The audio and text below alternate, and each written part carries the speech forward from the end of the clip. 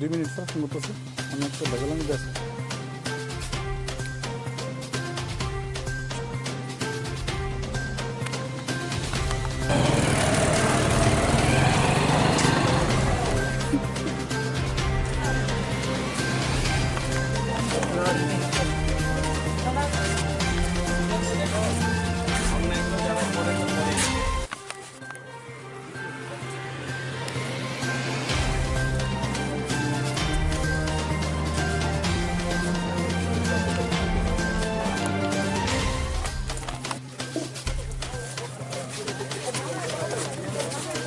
পরে কথা বলতেছি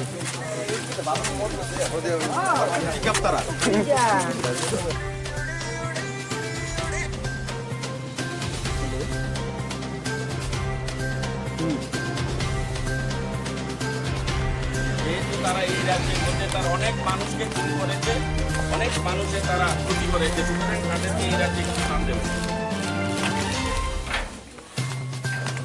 আমরা পারি তো, আমাদের কার্যকর্তারাও পারে, আমাদের কার্যকর্তারা এই ধরনের সন্ত্রাসকে নিজের হাতে দমন করতে পারে, কিন্তু আমরা তাদেরকে সেই সুযোগ আমরা দেব না, কারণ আমরা চাই আইনের মাধ্যমে তার শাস্তি হোক।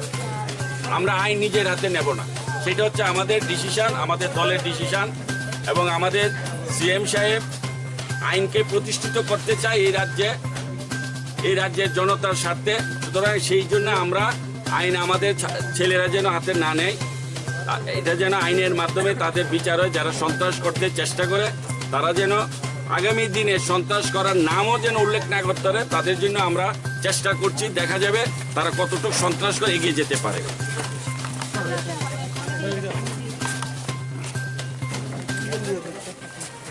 এই হচ্ছে সিপিএম এবং কংগ্রেসের সন্ত্রাস। আমাদের পার্টির ছেলেরা এইরকম কাজ কোনোদিনই করবেও না, ওদেরকে শিক্ষা আমরা দেইও না।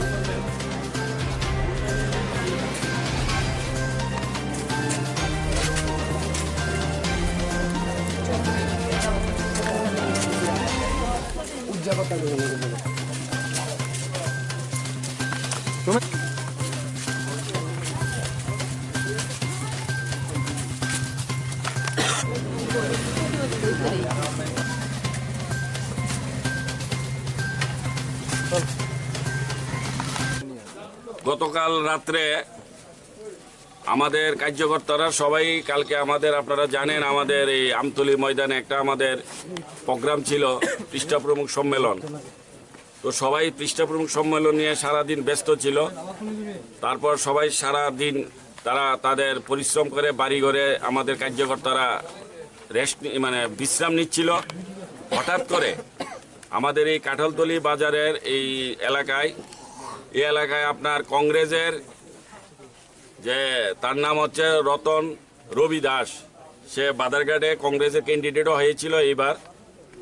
ওর নেতৃত্বে এখানে এই এলাকার যে সিপিএমের যারা সন্ত্রাস এতদিন ধরে করেছিল, যারা সিপিএমের বিভিন্ন কেসের সাথে যারা জড়িত, ওই ধরনের লোক নিয়ে তারা আমাদের এই বিজেপির বুথ প্রেসিডেন্ট, অর্থাৎ এই বাড়িতে আমাদের পার্টির একজন নির্বাচিত মেম্বার, ওনার স্ত্রী আছে, তার বাড়িতে বিভিন্ন ধরনের রামদা টামদা নিয়ে দাটা নিয়ে বাড়িতে কুপিয়ে বাড়ির এই টিন বেড়া এবং রান্নাঘর ঠাকুর ঘর সব কিছু তছনছ করে দিয়েছে। তো এবং তার একটা রিক্সা ছিল, রিক্সাটাকেও ভাঙচুর করেছে, রিক্সাকে একদম বরবাদ করে দিয়েছে। তারপরে তারা আমাদের পার্টি অফিসে গেল, পার্টি অফিসে গিয়ে এখানে পার্টি অফিসটাকে তছনছ করে দিল, ভেঙে দিল। অর্থাৎ এখানে কংগ্রেস এবং সিপিএম মিলে এখানে তারা যে দীর্ঘ 25 বছর যা করত, কংগ্রেস তার আগে অর্থাৎ বিগত 25 বছর সিপিএম সন্ত্রাস করছে, তার আগে কংগ্রেস করেছিল, এখন তারা দুই সন্ত্রাস মিলে বিজেপির উপর, কর্মীদের উপর এখন আক্রমণ। কিন্তু এইগুলি সম্ভব হবে না, তারা জানে না। ভারতীয় জনতা পার্টি সন্ত্রাসকে বিশ্বাস করে না। ভারতীয় জনতা পার্টি সন্ত্রাসের মাধ্যমে ক্ষমতা নিতে চায় না। ভারতীয় জনতা পার্টি ন্যায় এবং আইনকে বিশ্বাস করে, আইনের উপর ভরসা করে এবং এলাকার মানুষের উপর ভরসা করে, এলাকার মানুষকে নিয়ে চলতে চায়। তারা যে ধরনের তারা চিন্তা নিয়েছে যে গতকাল যে তারা একটা উস্কানিমূলক ঘটনার মাধ্যমে তারা এলাকার মধ্যে একটা অরাজকতা তৈরি করবে, অরাজকতা তৈরি করে তারা একটা এখানে দাঙ্গার সৃষ্টি করবে এবং দাঙ্গার সৃষ্টি করে এখান থেকে একটা তারা বার্তা দিবে তাদের পাশে তো কোনো লোক নেই। তারা এখন 2-4 করে ঘুরে রাতের অন্ধকারে, তারা যারা সন্ত্রাস করে এগুলিকে নিয়ে ঘুরে।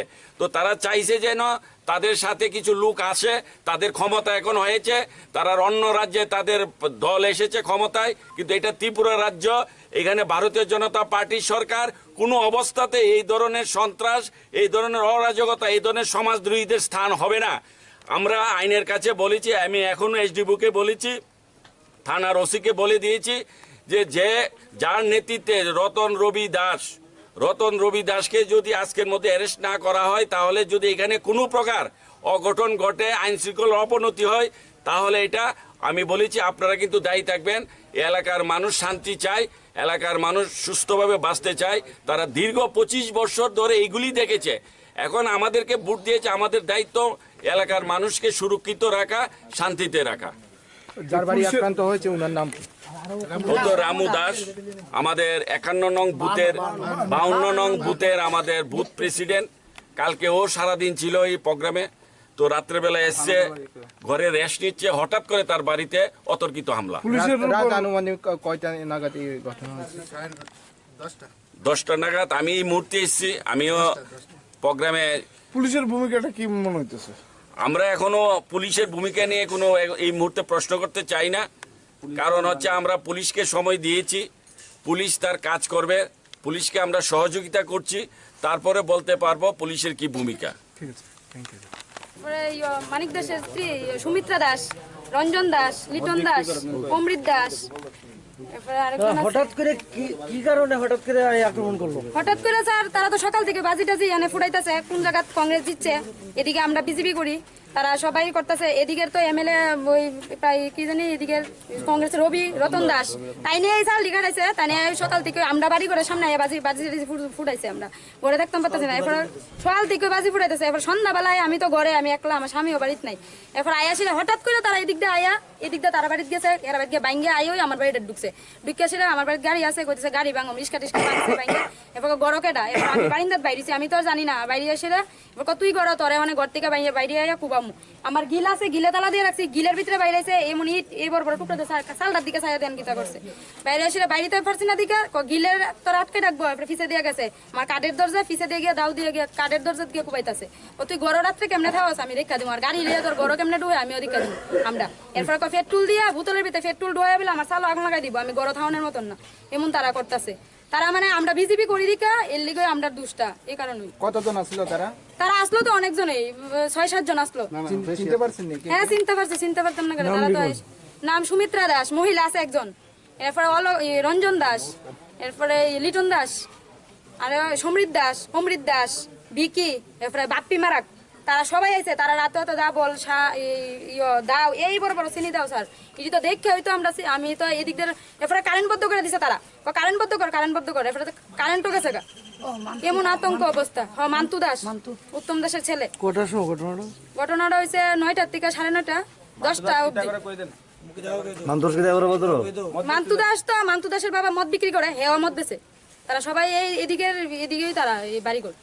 লিটন দাস অটো চালা, এদিকে সব কি রতন দাসের কারণ? হ্যাঁ তারার ফ্যামিলি এইডি, এটা ব্যাপার লইয়া কয়টা বাড়িতে এরকম? এটা আপনার এই পাড়া দিয়ে ঢুকে আমার বাড়ি আর আমু দাসের বাড়ি, আর এদিকটা আর কেউর বাড়ি করছে। পার্টি বিষয় আছে, এখানে পার্টি বিষয় আর কেউ ভাঙচুর করছে, এটা তো দেখছেন। এই রতন রবি দাসই এটার মূল নায়ক, এবং সেই এই ধরনের দাটা যা আছে নিয়ে এগুলি বাড়ি বাড়ি আমাদের বিজেপির কার্যকর্তাদের উপর হামলা করছে। এরপরে স্যার কইতাছে বাজারও কেমনে যাই, তারা দেখা দিব, বাজারে গেলে আমরা ঠ্যাং কুপায় রেখে দিব। এটা কে কইছে? এটা কইছে এদিকে উত্তম দাস মদ বিক্রি করে যে, তাই না?